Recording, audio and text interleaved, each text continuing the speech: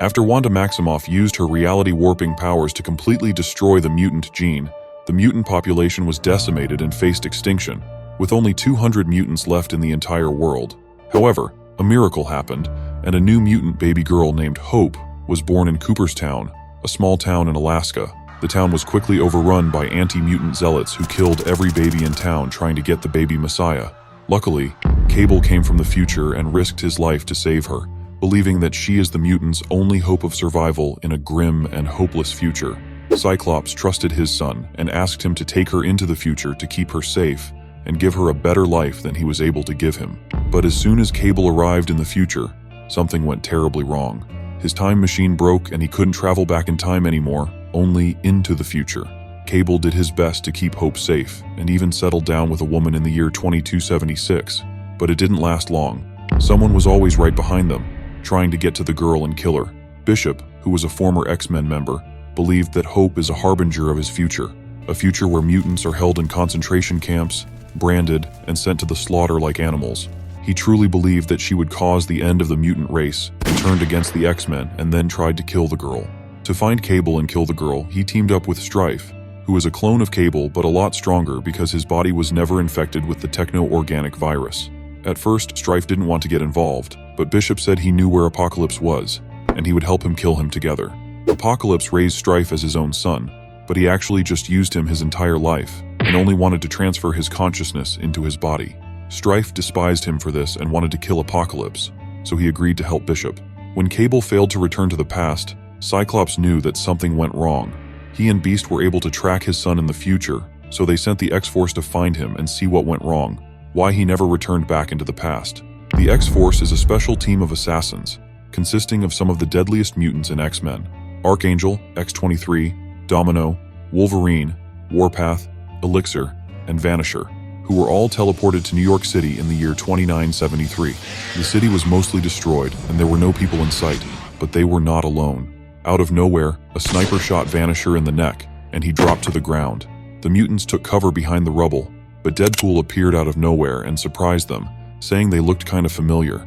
The X-Force couldn't believe it was actually him and asked what he was doing here. Vanisher was mad and asked Wolverine to kill him, but Logan had already stabbed him in the brain with his claws. They eventually teamed up and went searching for Cable, but Wolverine sniffed something in the air. He sprinted towards a target, but was greeted by a young girl with red hair and wearing a blue X-Men suit. He was caught off guard and forgot to watch his back and was ambushed by Cable, who put a gun to his head. Wolverine told him to ease up because they were there to help him, but Cable said he didn't need any help and asked Hope to grab his hand and wanted to leave.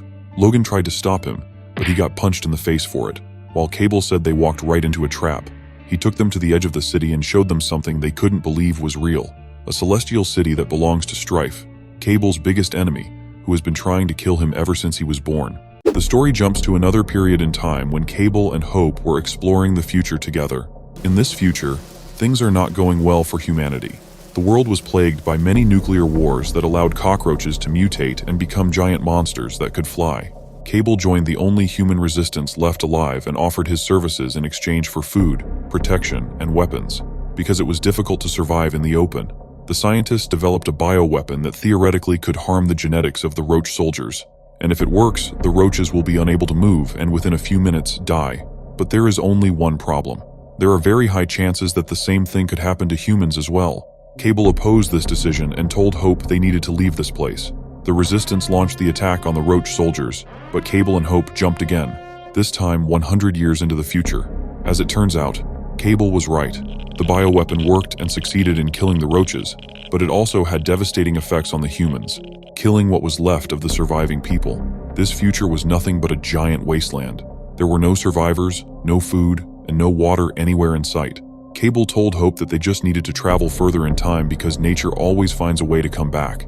They just needed to go further. They jumped again, this time 1,000 years into the future, but this time things were even worse. The place looked even more abandoned, and there was nothing left but sand. Hope was curious and asked why they didn't just slide back home in the past, but Cable explained that his time machine was broken, and he didn't have any parts to fix it. Sadly, they were stuck in the future. They walked for days but couldn't find any signs of life. Eventually, it started raining, but before they could drink, they first needed to make sure the water was safe to drink. Sadly, even the water was contaminated. and drinking it would mean a painful death. They jumped another time, this time arriving right on top of a giant crater, probably caused by the impact of a giant asteroid. They both fell inside the crater, but something was wrong. Cable began to feel weak. He hadn't eaten anything for weeks and hadn't drunk any water in many days. He was saving every drop of water for Hope. Hope began to panic and tried to wake him up, but nothing worked. His body finally gave out. But Hope, just like Cable, was a survivor, and she spotted something sticking out from the sand. She dug deeper and found a giant ship hidden under all that dirt. First, she salvaged parts, just like Cable taught her to do, and then she went back to search for supplies.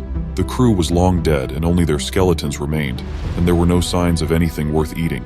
She went deeper and found the ship's urine filtration unit, a machine that the crew used to filter urine and turn it into water. She took one of the tanks and took it outside to perform a test and see if the water was safe to drink. Luckily it was, and she gave some water to Cable, and he immediately woke up. Cable was proud of her and thought that maybe her mutant powers had developed, which allowed her to find the ship buried under all that sand. They continued their journey to Westchester, New York, and arrived at the former site of the X-Mansion. Cable hoped that maybe Cyclops left something here for them, just in case they ever needed it in the future, and he was right. They found a room filled with supplies, weapons, clothes, and some food that was long overdue. They also found something else, a digital recorder with an audio message left by his father. Nathan, I'm leaving this in the one place you might think to look, Westchester, or what remains of it. It's been 8 weeks since you jumped into the time stream. We've discovered that Bishop has stolen a time machine from Forge to come after you and the baby. He won't stop until she's dead. I feel just as helpless as I did when I was forced to give you up all those years ago. Life is full of tragedies and death. You learn to deal with those, you learn to cope, but it's impossible to do the same when all you have are questions. And there's only one thing that can keep it from overwhelming you: faith. There's no one I have more faith in than you, Nathan. I trust that you know what's right, and that's what keeps me going. You're my son. That's all I need to know. After taking everything they needed from the X-Mansion, Cable and Hope made another jump, this time arriving on the outskirts of Westchester in the year 2973, the same timeline where the X-Force arrived. But something was wrong. His time machine was not working anymore, and this place was far from being safe. Wolverine grabs Deadpool by the neck and demands some answers. He wants to know why they are here in the future, at the former home of Apocalypse and the current home of Strife. Wade says that everything began in the year 2034 when he was hired to smack down a rebellion led by some blonde chick with a big gun. However, he was quickly outmatched and had to run from them. He tried to hide inside an industrial freezer, thinking it would be a safe place. But there was a powerful explosion and the building came crashing down, trapping him inside the freezer. He was trapped there all along, and after many decades, he developed multiple personalities to keep himself entertained. He was trapped there for 800 years until a group of scavengers found him. They were hoping to find food and other supplies, but they found Deadpool barely alive. He got out and attacked them, but his healing factor wasn't what it used to be anymore. Out of nowhere, the scavengers looked extremely scared and quickly ran away. But it wasn't him they were afraid of. It was Strife. Cable says that's not possible. He watched Strife die with his own eyes, after his body disintegrated. Deadpool says that some kind of global catastrophe had wiped out most of the people on Earth, and his crazy brother stepped in to fill the void, enslaving the human race and transforming the world in his own image. Wade was left with no choice, so he joined him, but he eventually left, saying Strife was too ruthless even for him, making even the Age of Apocalypse seem nice in comparison. In his pursuit of finding Cable, Bishop traveled into the future and arrived in a time where most of the world was in ruins. He found some of the last few humans on Earth who told him about a sleeping god somewhere in the mountains. Bishop went to that location and found something shocking. Apocalypse was sleeping and regenerating his body inside a tomb. At the height of his power, Apocalypse ruled the world with an iron fist, but now he was weak and vulnerable, and Bishop offered to help Strife kill him together. Even so, killing Apocalypse took everything they had, but eventually, they succeeded in killing him, and Strife agreed to help Bishop. Wolverine confronted Cable, asking why he didn't notice all of this happening, how Strife took over the world, but Cable says he doesn't need to explain himself to him. Suddenly, out of nowhere, a large group of drone soldiers were sent by Strife to attack them, and a brutal fight began. For the last couple of years, Cable was so focused on keeping Hope alive that he forgot he has enemies of his own, but this time, he wasn't alone. The X-Men were here to help him, but during the fight, Archangel hears something, a faint voice calling out to him from afar. He doesn't know who that is and flies away, heading in the direction of the voice. The mutants were able to fend off the attack and keep Hope alive, but they were still in danger. Strife flies towards them and attacks them head-on.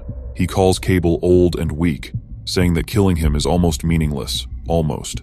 Wolverine gives the order to kill Strife, but this was easier said than done. He quickly deals with Logan and Warpath, saying they are like mice trying to kill the cat. Cable jumps at him, calling him a mistake that never got corrected. He got close enough to attach a grenade to his body and detonates it. The explosion was powerful, but it didn't do much to hurt Strife. He was unharmed and continued his attack. He noticed that everyone was trying to keep Hope alive and is intrigued by this. So Strife grabs the girl and Warpath and then flies back to the city. Meanwhile, Archangel was following the voice in his head, which led him towards some abandoned caves. Inside, he finds a weak and injured Apocalypse.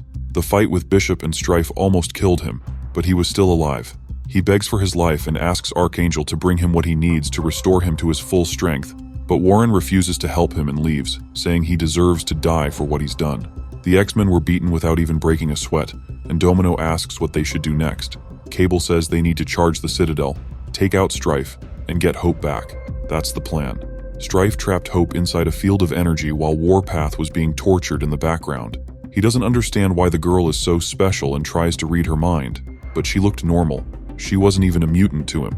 Hope notices that Strife looks very much like Cable and thinks it's actually him in disguise. Bishop arrives and activates a special signal that weakens Strife, causing him to drop the force field. This leaves Hope vulnerable, and Bishop takes advantage of this and pulls out his gun, saying he will kill the girl before she kills the world. He pulls the trigger, but Strife recovers and uses his powers to stop the bullets, and then attacks Bishop. He doesn't understand why Bishop betrayed him, but he reads his mind and finally understands that he was trying to kill the girl all this time, and not Cable. While this was going on, Cable and the other X-Men were slowly advancing towards Strife's citadel, dealing with his drones one by one. Strife grabs Hope and says that Cable cares for her, but she is not his daughter, but she loves him like a father. She removes his mask, revealing his face, which prompted her to hug him, thinking he was Cable all this time. Warpath was able to free himself and attack Strife, telling him to get his hands off her. He punched him in the face, but it did very little to injure him, and he retaliated with a powerful blast of energy. This left Warpath unconscious on the ground, but Bishop surprised him from behind with a powerful hit, saying the girl isn't special, she is dead. Bishop grabs the girl and prepares to kill her, saying that many years ago he had the chance to kill her when she was just a baby, but he hesitated. He won't make the same mistake again. However, Strife noticed that Bishop was getting most of his energy from his bionic arm, so he used his powers to completely destroy his arm. He then asked Hope which one of his organs he should crush first. Bishop and Warpath were now both unconscious on the ground, and Strife sits on the throne holding Hope in his arms, but they weren't alone for long. Cable finally found them and he was pissed as hell, asking Strife to give him the girl. He was able to distract him long enough for Hope to run away, and it was now a fight to the death between Cable and his clone. Strife struck Cable with a powerful blast of energy, and he retaliated with many gunshots which destroyed a big part of his armor. But Cable wasn't alone. Wolverine joins the fight and attacks Strife from behind, dealing a powerful blow to his face. The other mutants also joined the fight, but Strife was just too powerful. He quickly deals with all of them, forcing Wolverine to stab himself in the face with his own claws. Back in the caves, Archangel returns to Apocalypse, saying that no matter how much he twisted him, there was still mercy deep within him. There was still humanity somewhere inside him. He brings Apocalypse something he needed to partially restore his body and his strength. Apocalypse recovers and says that sparing his life is a sign of weakness, but today they are both going to the same place to do the same thing.